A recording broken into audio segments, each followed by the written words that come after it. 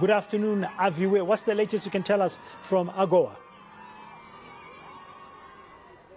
Good afternoon, Bradan, and this is the exhibition area, of course, of the 20th AGOA Forum 2023.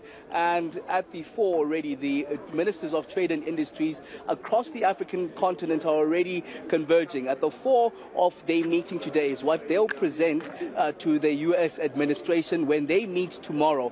And of course, at the fore of those discussions is the AGOA agreement itself. We do understand that on the 30th of September 2025 is when the current AGOA agreement expires. But the push here, Bradan, is that they re-sign and make that agreement for another 10 to 20 years, and those signatures wanted this year. The crucial element, of course, is the U.S. elections that are set to take place next year, and they want all those agreements in place before the U.S. elections, and whoever is at the head of the U.S. maybe putting aside AGOA itself. But for the first time, we're seeing the unions part of the AGOA agreement, I beg your pardon, the AGOA Forum itself.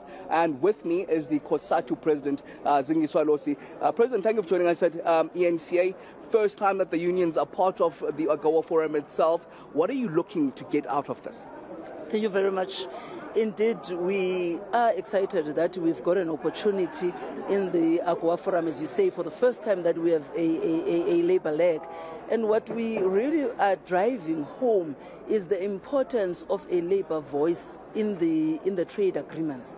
And we want to also emphasize the importance of the decent work as we settle in terms of trade agreements, that workers are not just a commodity. Workers are an important a part of driving the economy and building the economy, and therefore when workers are being given an opportunity to participate in the economy, it must be also driven with the ILO fundamentals of decent work and the rights of workers, you know, the labor rights, which are human rights. And so we are saying here that we're happy that finally we've got a voice of labor, and we are saying that part of what should be incorporated is the significance of workers as a human capital that must also be recognized, that in the absence of workers, there will be no economic growth. It does not matter how you want to invest in the economy. All right, thank you very much. I want to speak to those very workers, get as many voices as possible in Brada. And I want to speak to one of the exhibitors here. Uma Mutandi Zulu sells oil products, I understand, from Botswana, exporting them to the US and the UAE. Mama, it's the 20th AGOA Forum. What are you looking that maybe can be changed in this forum? What are you looking for as one of the people that are directly impacted by the conversations that are happening here? I would really love more of there are a lot of barriers in actually accessing this trade agreement. Barriers like all kinds of, they want certification for this and that, and yet they know very well that when you say I've harvested, all my products are harvested from the wild, so it's natural. But then they require things like certification, which will cost me around 100,000 for a small SME. So that becomes a financial barrier, because then I have to ask somebody else, can you finance me for this? You understand? The other thing is just getting off-take agreements. You know, getting big companies, like you said correctly, I already export to the EU and to the American market, but it's small quantities. What I need is companies that are big, that are using my oils to actually make products, to make face creams, to actually have off-take agreements with me, because then it enables, with an off-take agreement, I know I have to produce so much in a month, in 3 months. Therefore, I also have to tell the harvesters, which are the rural population of Botswana or South Africa, to harvest 1 ton of baobab, for example, so that I can make so much baobab oil. You understand? So it really, these barriers are making it not as profitable as it should be. We need distributors, we need maybe African countries to have warehouses in these countries, because sometimes the problem is logistics. You know, if somebody is in the US, wants 20 liters of oil, do you know the cost of taking 20 liters of oil to the US is so much? So, but if we have warehouses with these products already, the company in the US only needs to go to the warehouse and access this. Therefore, it makes it easy, you know, the flow of business, then it's easier. Okay. Okay, thank you very much, Martha. So many things, she says, a myriad issues, of course, that circulated, Bradan, around the red tape that she says is just a barrier in making the ease of doing business much easier. Of course, exporting her oils to the UAE as well as the US market. I just want to now bring in an economist from Deloitte, Anna Marie. Thank you for joining us at eNCA. But what should we take out? What should Africa, and maybe more importantly South Africa, since I'm South African, get out of this AGOA Forum? Thanks so much for the opportunity.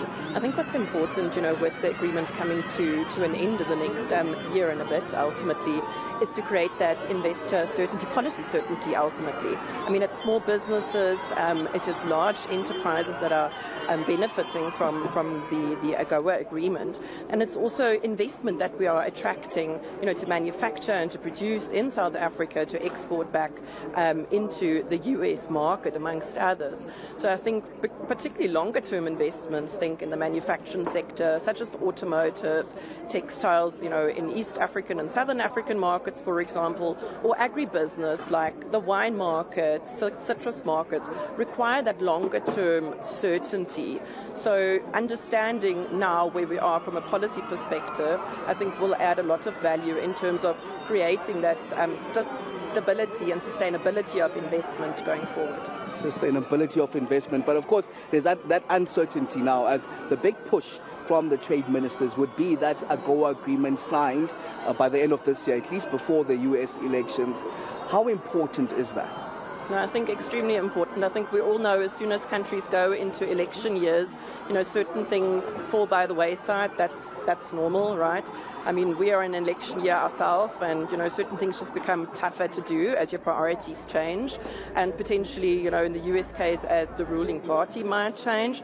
So I think importantly, now is the time to create that certainty and almost like get that out of the way before the focus is internal. All right, thank you very much. Last but not least, Bradan, I want to bring in a township perspective. Becky Twala from the township economy.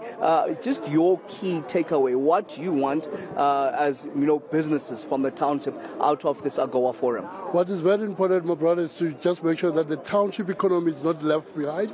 We're here with AGOA. We make sure that the products that are manufactured from the township, they get a space, to this economies. We've got what we call the Rise Economy Global, where we're then coming up with the bridge between the emerging economies in the township and the main economies, the corporate say. But we are here, we're happy. We're saying township economy is no longer left behind. We're in the space. And currently, I understand you operate from Soweto. How many products do you actually export to the US? Are you part of the current AGOA agreements? No, what happened is that we are now in the initiative stage. You remember AGOA for us, it was a foreign language. We just know about it now. But we are now preparing our products to put them in the Trade BRICS platform that we've created, the Zenzele platform that we've created. We are now making sure that the businesses in the township are now ready to then trade, even online. But people in the township, they're very excited because we are here now. They are preparing themselves. They are getting ready. We're happy with the Springboks.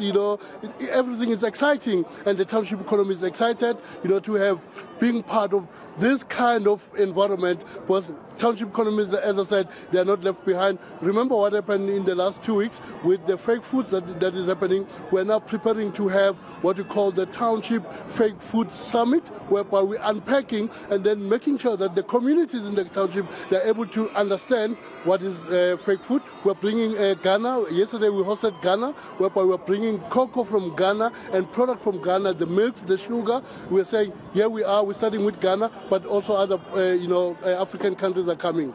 All right, thank you very much. Becky Twala from the Township Economy, mentioning that happy for the Springboks. Talk about the Springboks. We're just at the Johannesburg Expo. That is, of course, just next door to the FNB Stadium, where we understand the Boks are headed. It's day one of the 20th AGOA Forum 2023 here. And, of course, the big discussion is around the extension of the agreements itself. They're coming to an end on the 30th of September 2025. But the big push here, Bradan, is for those agreements to be extended by the end of this year, in some of what we've been hearing from the delegates, but at least even before the U.S. elections themselves, before the U.S. maybe continues with President Biden, or possibly get a new president who may bring in, new initiatives and do away with the AGOA agreement as in its current form, which of course benefits some 31 countries from the African continent.